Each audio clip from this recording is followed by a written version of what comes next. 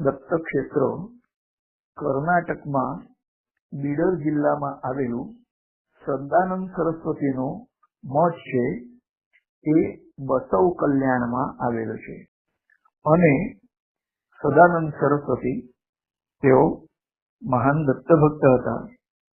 કેટલાક લોકો તેમને દત્ત ભગવાનનો અવતાર પણ માને છે. બસવ કલ્યાણનો મઠ જે આવેલો છે કર્ણાટકમાં, ત્યાં એક મંત્ર લખેલો છે.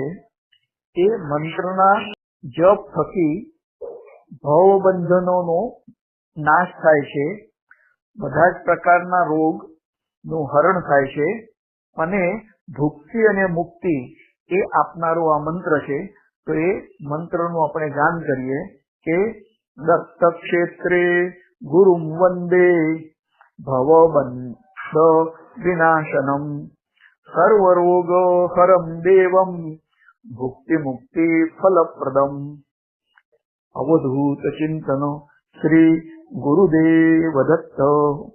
અને બીજી એક વાત ઉમેરવાની કે બસવ કલ્યાણ મઠમાં જે સરસ્વતીની મૂર્તિ આવેલી છે, તો એ મૂર્તિ ના દર્શન કરવા આદ્ય શંકરાચાર્ય અહીં બસવ કલ્યાણ આવ્યા હતા અને તેઓ એ સરસ્વતીની મૂર્તિ પોતાની સાથે લઈ જવા માંગતા હતા.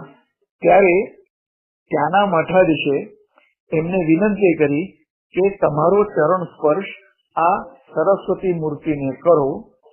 તો આદ્ય શંકરાચાર્ય પોતાનો ચરણ સ્પર્શ એ મૂર્તિને કરતા જ એ સરસ્વતી આદ્ય શંકરાચાર્યના જીભ ઉપર આરૂઢ થઈ અને એના પછી જ આદ્ય શંકરાચાર્યએ બધા જ શાસ્ત્રો અને કાવ્યોની રચના કરી છે. અને આદ્ય શંકરાચાર્ય ત્યાં આવ્યા એ પહેલા આ સરસ્વતી મૂર્તિ બોલતી હતી, પણ પછી એ સરસ્વતી મૂર્તિએ બોલવાનું બંધ કર્યું છે. તો આ બધી અલગ અલગ પ્રકારની વિશેષતા આનંદ સંપ્રદાયના બસવ કલ્યાણ દત્ત મઠની છે. અવધૂત ચિંતન શ્રી ગુરુદેવ દત્ત.